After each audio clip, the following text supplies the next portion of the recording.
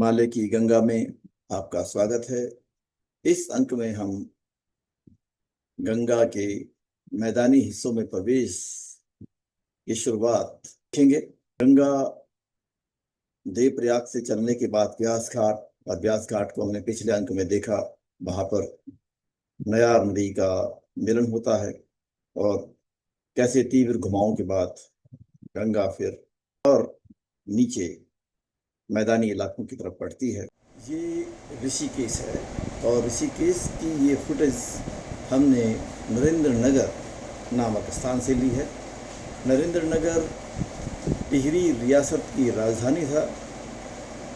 इसी टिहरी रियासत के अधीन ऋषिकेश का क्षेत्र भी आता था।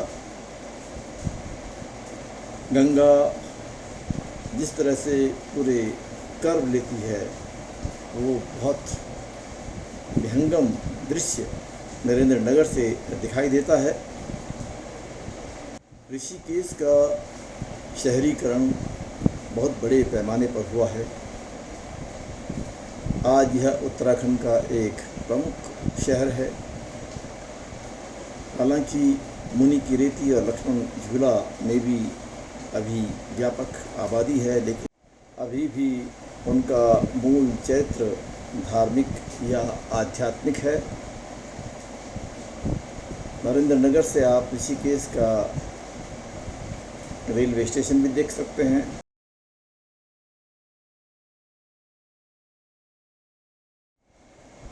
ये लक्ष्मण झूला है और यहाँ से नदी को पार कर हम सामने 13 मंजिले त्र्यंबकेश्वर मंदिर में जाते हैं। ये बहुत पुराना मंदिर है और ये लक्ष्मण झूला जो सस्पेंशन ब्रिज है ये भी 1929 का बना हुआ है। और गंगा पर हिमालय क्षेत्र में सबसे पहला पुल या गंगा की शुरुआत का सबसे पहला पुल यही है। यहाँ पर गंगा के स्वरूप को आप वैभव कह सकते हैं और लक्ष्मण झूला और ब्यासी के बीच में राफ्टिंग बहुत प्रचलित है। और यहाँ से भी आगे मुनि की रेती तक राफ्टर्स लगातार चलते रहते हैं।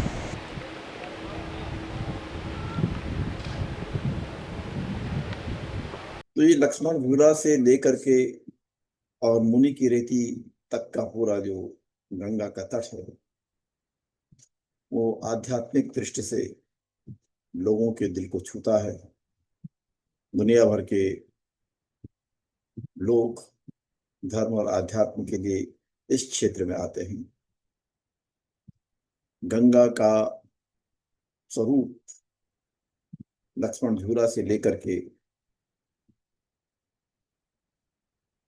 राम झूला तक और उसके नीचे जानकी पुल तक बड़ा ही दिव्य दिखाई देता है। गंगा के उस पार अनेकों आश्रम बने हुए हैं। गंगा के ऊपर सबसे पहला पुल, जिसे सस्पेंशन ब्रिज कह सकते हैं या झूला पुल बोलते हैं, वो लक्ष्मण झूला का है। लगभग 450 फीट लंबा ये सस्पेंशन ब्रिज जो है 1929 में बना था। इसको पार करके ही जो है इस क्षेत्र का सबसे पुराना, सबसे महत्वपूर्ण मंदिर 13 मंजिला मंदिर है वो दिखाई देता है, त्र्यंबकेश्वर मंदिर। और ये एक लिंक भी है जो तपोवन जो से जोड़ता है। 2020 के बाद इस पे काम चल रहा था, अभी शायद बंद पड़ा हुआ है। लेकिन मुनि की रेती में दूसरी तरफ के गंगा पार जो बड़े महत्वपूर्ण आश्रम बने हुए हैं उन तक पहुंचने के लिए पहले सीधे बोट की व्यवस्था होती थी, लेकिन अब वहाँ पर राम झूला बना है। 1986 में ये राम झूला का निर्माण हुआ और यहाँ से जो है लोगों का आवागमन जो है स्वर्गाश्रम, परमार्थ निकेतन और गीता भवन की तरफ थोड़ा आसान हो गया। तो मुनि की रीति का जो पूरा वातावरण है वो बहुत ही ज्यादा, उसको आध्यात्मिक कह सकते हैं। और बाहर के लोगों को लगता है ऋषिकेश का क्षेत्र है, लेकिन असल में जब ऋषिकेश आप पहुंचते हैं तो ऋषिकेश शहर और मुनि की रेती के बीच में लगभग 7 किलोमीटर की दूरी है। और आध्यात्म के हिसाब से और धार्मिकता के हिसाब से या गंगा के दिव्य दर्शनों के हिसाब से मुनि की रेती बिल्कुल भिन्न है। और ब्रॉडर तौर पे पूरे क्षेत्र को ऋषिकेश के नाम से जाना जाता है, लेकिन अगर आप यहाँ पर आए तो देखें तो ये मुनि की रेती का क्षेत्र है। और जब पहले चारधाम यात्रा शुरू होती थी तो वो मुनि की रेती से ही शुरू होती थी, यानी कि इस क्षेत्र से शुरू होती थी और फिर लोग जो है वो व्यासी या चट्टी होते हुए आगे बढ़ते थे। अब यहाँ पर लक्ष्मण झूला से लेके, और अगर आप उससे भी ऊपर शिवपुरी के बाद व्यासी के बाद पूरा राफ्टिंग का एक क्षेत्र बन चुका है। और गंगा पे जो है गर्मियों के दिनों में खास करके जब चार धाम की यात्रा शुरू होती है उसी दौरान यहाँ पर बड़ी राफ्टिंग के आपको दिखाई देगी भीड़ भाड़। लेकिन एक बात और दिखाई देती है कि जिन लोगों ने गंगा को यहाँ पर 1980 से पहले देखा है वो जानते हैं कि लक्ष्मण झूला के पास में गंगा ऐसी दिखाई देती थी जिसे देख करके ही लोगों का सर अपने आप ही नीचे झुक जाता। एक अभूतपूर्व आनंद की अनुभूति आपको देगी।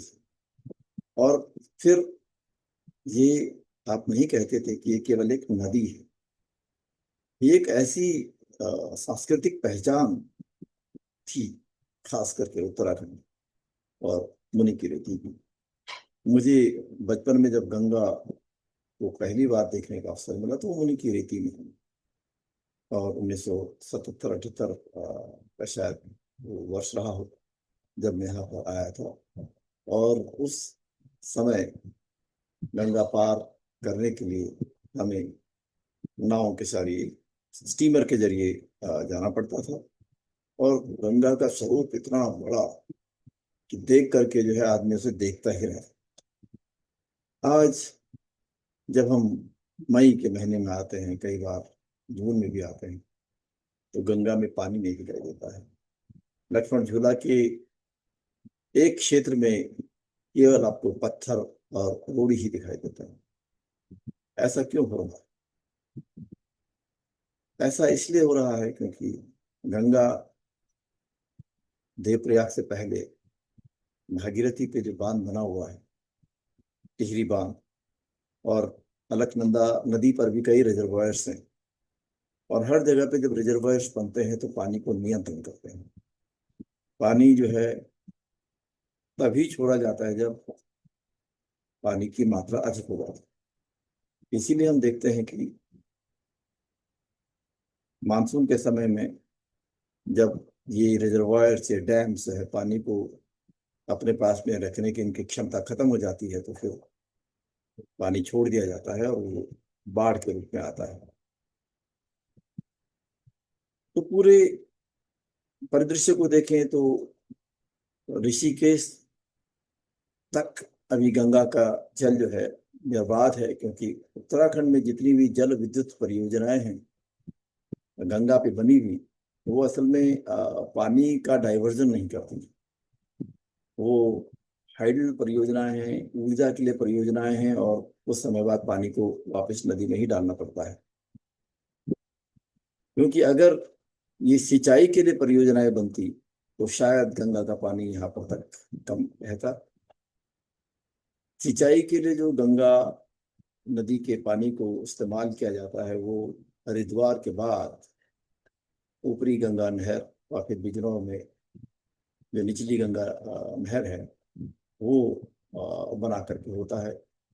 अभी ये एक अच्छी बात है कि पानी का लेवल काफी हद तक मेंटेन रहता है, लेकिन उसका एक बहुत बड़ा कारण धार्मिक है और लोगों की भावनाएं हैं। इस कारण से थोड़ा जो है प्रशासन है वो उसका ध्यान रखता है। यहाँ पर भी हमने देखा गंगा का स्वरूप बड़ा, बहुत ही ज्यादा दिव्य, बहुत खूबसूरत। और अगर आसमान साफ है तो नीला आसमान और गंगा का हरा पानी बिल्कुल एक कॉम्प्लीमेंट्री होता है। लेकिन फिर भी ऋषिकेश से ही गंगा में सीवरेज की प्रक्रिया भी शुरू हो जाती है। और हमने देखा कि अभी थोड़ा बहुत एक जागरूकता तो है कि पानी को साफ रखना है, गंगा माँ है। लेकिन उसके बावजूद भी जब बारिश में नाले निकलते हैं, सीवर का पानी ऊपर आता है, तो गंदगी जो है वो पूरा पानी यहीं रहता है और वो एक दुखद बात है। हम केवल यही कहना चाहेंगे पूरी गंगा यात्रा में कि लोग अपनी तरफ तरफ से पूरा प्रयास करें कि ये पवित्र नदी खराब ना हो। इसलिए इसमें केवल अगर धार्मिकता का महत्व है तो उतना ही डुबकी लगाएं और उसको गंदला ना करें तो ज्यादा अच्छा होगा। हम तो लोगों को यही कहेंगे कि जिसके पानी को छू करके आप पवित्र हो सकते हैं, उसके पानी को जा करके उसमें पूरा गंदला करके आगे के लोगों के लिए उसको खराब न करें। उसके अलावा जो धार्मिक प्रयोजन होते हैं, कोशिश करें कि किनारे पे रहकर वो हों। ऋषिकेश की गंगा आरती बहुत प्रसिद्ध है, हरिद्वार की भी बहुत प्रसिद्ध है, जैसे बनारस की है। लेकिन उसमें बहाने की प्रक्रिया न की जाए। कोई भी चीजें जो उसमें डाली जाती हैं वो अंततः पानी को खराब करती हैं। ये जरूर कह सकते हैं लोग कि वो मिल जाता है पानी में, लेकिन असल में पानी की क्वालिटी, क्योंकि गंगा जल को हमेशा ये बोला जाता है कि गंगा जल एक इतना पवित्र और इतना साफ होता है कि उसको जितना हम बचा के रखें उतना अच्छा है। क्योंकि कोई भी जल केवल इसलिए पवित्र नहीं हो सकता कि उसमें हम कुछ भी डालें और वो तब भी पवित्र रहे। ऐसी धारणाएं लोगों के मन में है कि इस पानी में कुछ भी हम डाल दें तो ये पवित्र रहेगा, वो नहीं हो सकता है। इस समय हम ऋषिकेश में है, मुनि की रेती, और वहाँ पर देवप्रयाग के बाद जब भागीरथी और अलकनंदा का संगम होता है तो गंगा बनती है। और मैदानी भाग में पहली बार उसका प्रवेश ऋषिकेश में होता है, मुनि की रेती जो। उसके सामने आप देखिए बहुत से धार्मिक स्थल हैं, आश्रम हैं। उधर परमार्थ निकेतन है, स्वर्गाश्रम है और गीता भवन है। तीन बहुत पुराने यहाँ के आश्रम हैं। और पीछे हमारे जो है राम झूला उसको कहते हैं, और सामने अगर आप देखेंगे तो जानकी कूप है।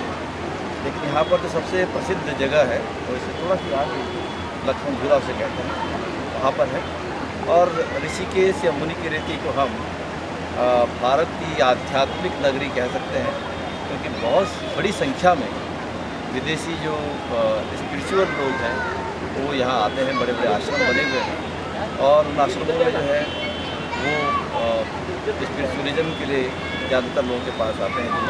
बीटल्स भी इस क्षेत्र में आए थे और काफ़ी समय तक यहाँ उन्होंने गुजारा। अब अगर इसका दूसरा पक्ष हम देखें गंगा का, तो पहाड़ में उसकी चंचलता आपने देखी, उसकी ताकत, उसकी ऊर्जा, जो हर क्षण उसका शोर ऐसा लगता था जैसे वो शैशव में है, युवा अवस्था में। और जैसे वो अब मैदानी क्षेत्र में प्रवेश करती है तो हालांकि ऋषिकेश तक या मुनि की रेती तक उसका, हरिद्वार तक उसका जो वेग है, जो तेज है, वह भी बहुत तेज है, बहाव बहुत तेज है। तो अभी भी उसमें ऊर्जा है, लेकिन जैसे जैसे वो आगे बढ़ती चली जाएगी वो एक प्रकार से शांत होती चली जाती है और बनारस तक पहुँचते पहुँचते बहुत शांत दिखाई देती है। गंगा एक प्रकार से पूर्णतः मैच्योर हो गई है, गंगा माँ बन गई है बनारस तक पहुँचते पहुँचते। हालांकि जब वो पहाड़ियों से उतरती है तब भी हमारी माँ है, लेकिन उसके बावजूद जो तेज़ी है उसकी अनेक प्रकार की धाराओं को मिलाते हुए अपने आप में, वो ये दिखाता है कि उसकी चंचलता के साथ आप छेड़छाड़ न करें। क्योंकि गंगा को जिसने रोकने का प्रयास किया उसने उसके गुस्से को भी देखा होगा। हम उसकी माँ कहते हैं, तो माँ का जैसे सम्मान होता है वैसे ही होना चाहिए। उसमें कूड़ा कबाड़ या उसके अंदर जिस प्रकार से लोगों का व्यवहार है वो घटिया है।